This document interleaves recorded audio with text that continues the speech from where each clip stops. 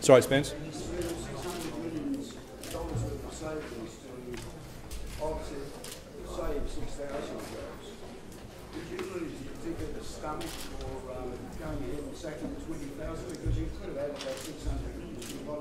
Spencer, the task we had was a financial task. We needed to get the funds necessary to get back to fiscal balance by 14-15.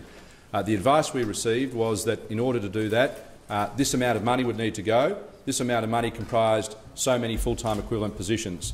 Now, we were concerned, and always had been concerned, about the impact that number of jobs going would be.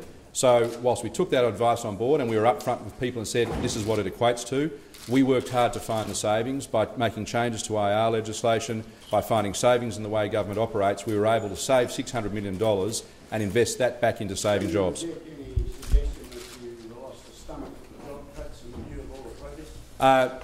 We remain committed to preserving and working as hard as we could to preserve as many jobs. I absolutely reject that this government doesn't have the stomach to undertake the fiscal repair task that we were left by Labor. And cold comfort for the 14,000 that have gone, that they've contributed to your bottom line? I need to again reflect on the correct numbers there. There are 14,000 positions going.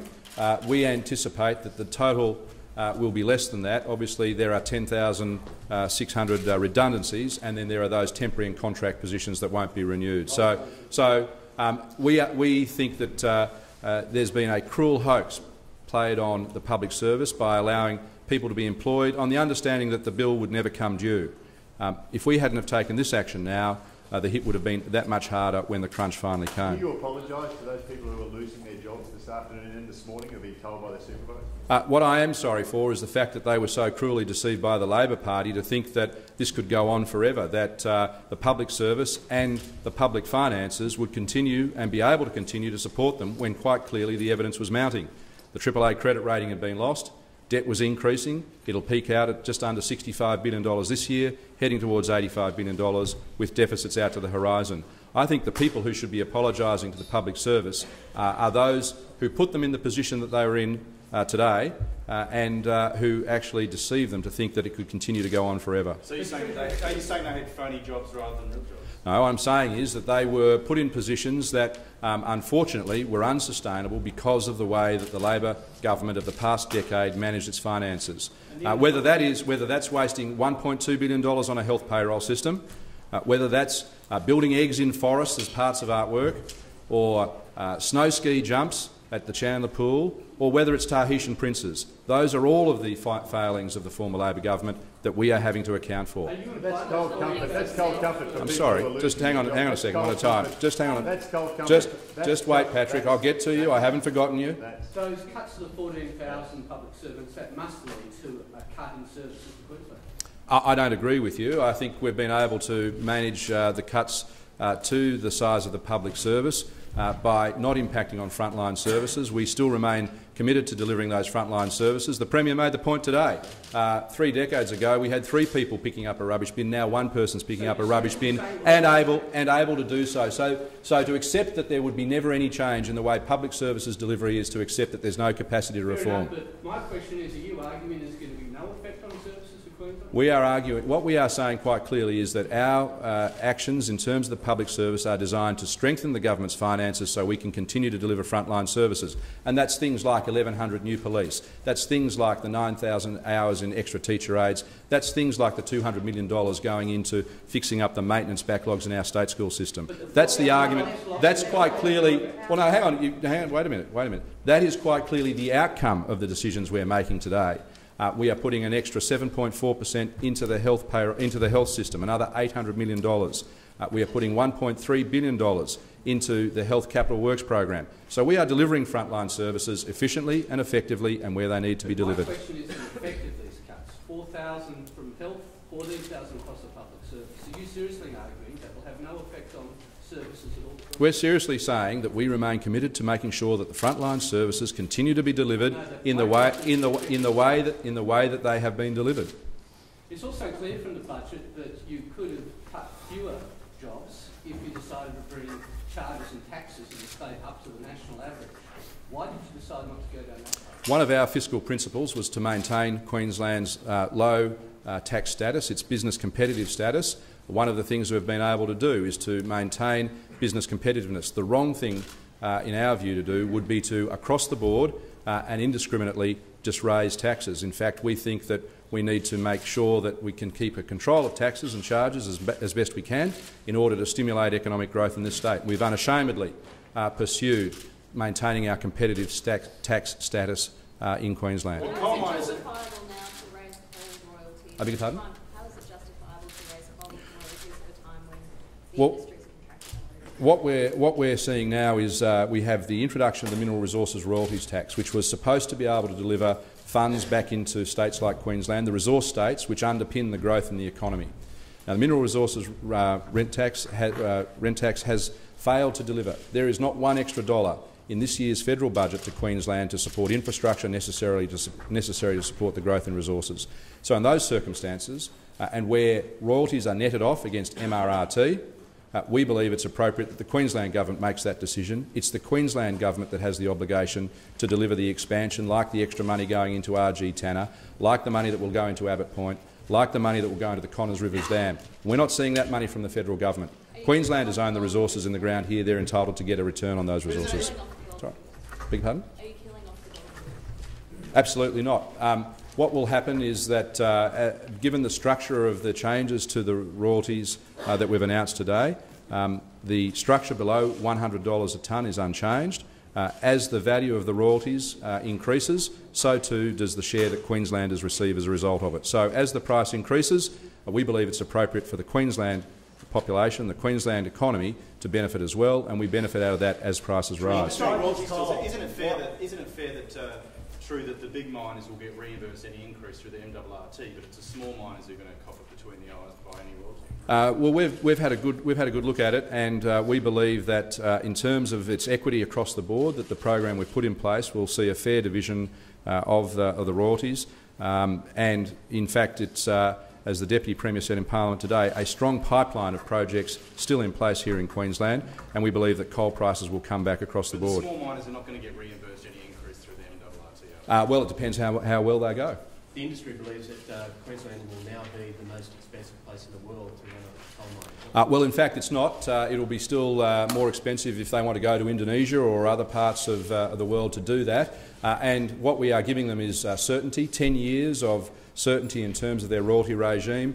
They're getting access to a senior cabinet committee to fast-track approvals processes to make sure those projects get on board. They're also going to be seeing today revisions to visas for skilled migration so that their employee costs can be dealt with. They can bring in the technical engineers, they can bring in the scientists, the geologists that they need to make their program work faster. And they've also got a government that is working to improve skills through our Skills and Training Task Force. So in terms of the total operations of the resources sector in Queensland, we still believe it's a very attractive place, and the pipeline of investments underway would seem to back that up. Sorry, Stephen. Now that has slowed the rate of borrowings, there was a lot of talk about the $85 billion, and you've gone down a few $1 billion, but this year you'll still borrow $11 billion, the same as the Black government. Yeah, indeed. There's a number of reasons why that's occurred. So there's been a mismatch in terms of payments and receipts as a result of the National Disaster Relief and Recovery arrangements. So as the federal government has tried to move their balance and get their very small surplus, they have paid us early, but our expense obligations continue longer in. So there's a mismatch there. We're taking a charge, as I said, of $800 million in relation to the redundancies in 12-13, and we're bringing all the redundancies and the resizing of the fiscal repair task into 12-13. We've also had those hits that I mentioned to you in royalties and revenue, and those expenses are still there. So despite the fact that we have started taking the repair action in 12-13, we still have those expenses and those decisions from the previous government that are locked in that we have to fund. The real value will start occurring in 13-14, when we will see a very small operating surplus of about $17 million, and then when we'll be able to get the full effect of the decisions we're making now in 14-15, and that'll be the $652 million fiscal surplus that we achieve. Sorry, Patrick, you had a... Sorry, Michael. Can you explain why the royalty hike is only restricted to coal? Why not the other metals? Why not the new industries? Well, in terms of coal is obviously the biggest generator of royalties. The previous government increased a range of the royalties in relation to base metals and others only 18 months ago, and we felt that that work had already been done.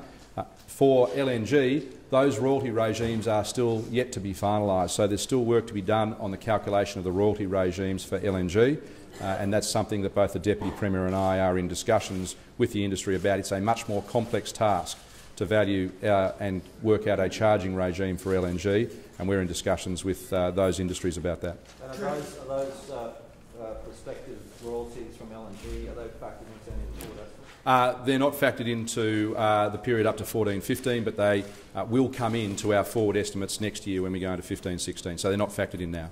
Treasurer, if revenue fails to recover as forecast, and it's quite a strong revenue recovery that is in the budget papers, would you consider further spending cuts, or would you consider bringing forward asset sales ahead of the next election? Well, on asset sales, our position is unchanged. That is, we will not be selling off the government-owned corporations prior to the election. We will take those decisions to the people at the next election should we make that decision. We haven't made that decision yet. We want to see what the impacts of our fiscal repair task are over the next little period of time. Now, as I said, there are a number of factors that could play into both the revenue and expense side of our estimates, but we believe the estimates are fair estimates. We think that they're reasonable. We've revised them down in terms of transfer duty. We've taken a conservative view in relation to the coal revenue that we anticipate. So we're reasonably confident that those estimates are as effective and accurate as they can be, but if something unforeseen, unexplained happens, we'll obviously have to review it at that time. Have you received any indication from the ratings agencies whether this is enough to restore the AAA, and if so, when? We haven't received that indication. We'll be in discussions with the ratings agencies from today when we release the budget. I'm hopeful that they'll see that the fiscal repair task we're undertaking of over $7.5 billion over 4 years, our efforts to restrain expenditure will have a positive outcome. But I think ultimately this is about stabilising the situation.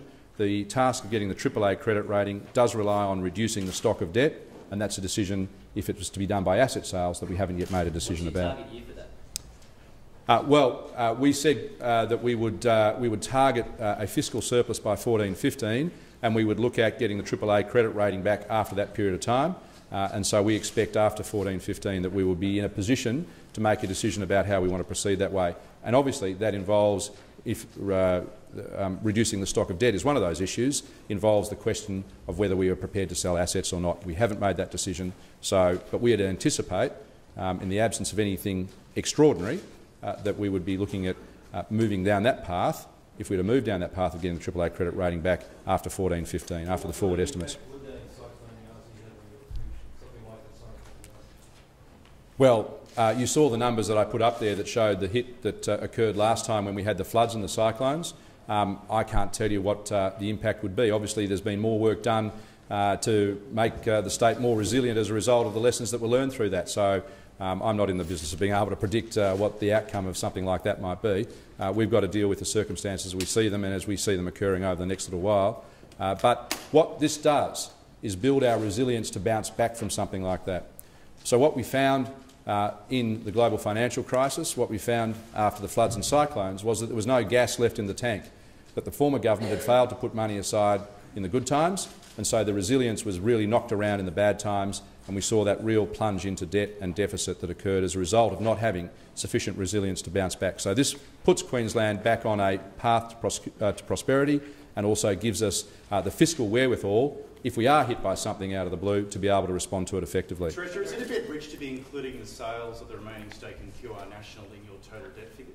Well, when you haven't sold it yet? That's a change in policy from the previous government, which never included in their forward estimate.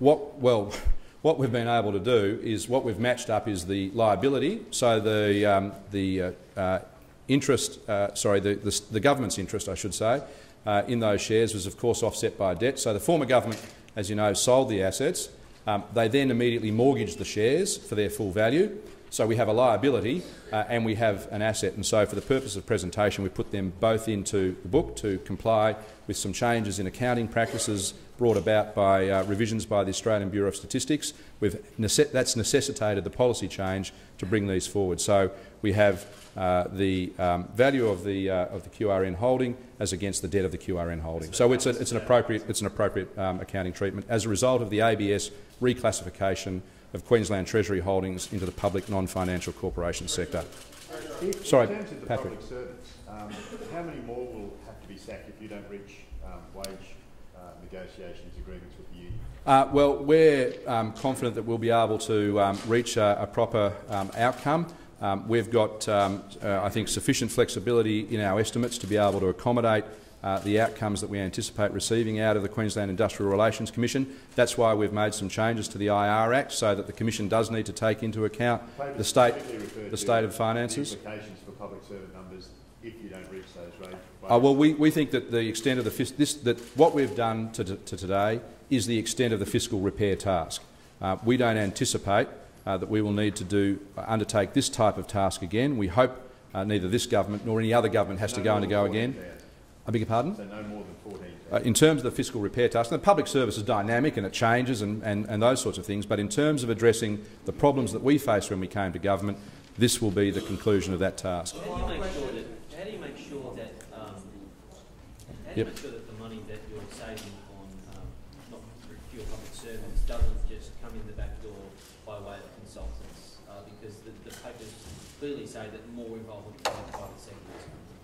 Well, what we'll be doing in this budget is effectively transferring some of the spending that used to go into the delivery of government services to the private sector, and that's what that indicates. So we're moving, or there'll be a shift of some $500 million in expenditure in this budget from money that would have been spent by the government delivering it to having the private sector deliver it. And that's what we're talking about there, is moving that. So in terms of the savings and maintaining, if you like, the fiscal discipline, the Treasury Department and the Under-Treasurer will be establishing a fiscal discipline unit, and they will be going out in the traditional Treasury outreach process and walking and talking with the departments to make sure that we maintain the discipline that we've achieved through the budget process this time around.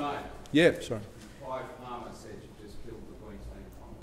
He's no fan of ramping up coal oil. Well, look, I mean, Mr Palmer is entitled to his view. I know that he has put 100 employees off up at his nickel refinery. I know that he's asked for his suppliers to take a 20% cut in their supplies to him. I know he's in argument at the moment with the government in relation to his ability to release contaminated water onto the Great Barrier Reef. So Mr Palmer is entitled to his view, but the government makes decisions on the basis of the best advice from Treasury, not on the basis of advice from Clive Palmer. Can I just Thanks, ask you, One more. more. Can I just ask you, 12, 18 months ago, did you ever think you'd be standing here today as well, I've spent a lot of time looking over the books and figures of the Queensland government over the last 3.5 years. Can I say that this is an exciting time to be the Treasurer of Queensland. The state has a really exciting future prospects. You can see from some of those charts the opportunities for growth. We're the second fastest growing state in the nation with 4% growth.